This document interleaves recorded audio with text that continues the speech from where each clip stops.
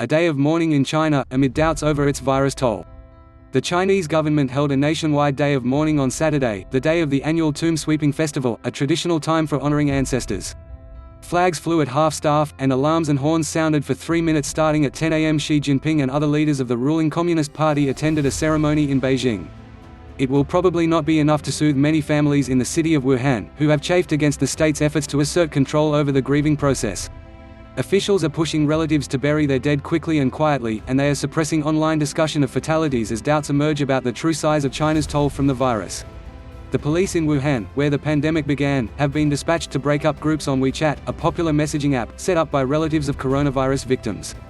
Government censors have scrubbed social media of images that showed relatives lining up at Wuhan funeral homes to collect ashes.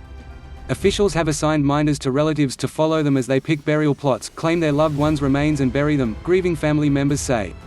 Liu Pei'en, whose father died after contracting the coronavirus in a Wuhan hospital, said officials had insisted on accompanying him to a funeral home to pick up his father's remains. Later, they followed him to the cemetery where they watched him bury his father, he said. Mr. Liu saw one of his minders take photos of the funeral, which was over in 20 minutes.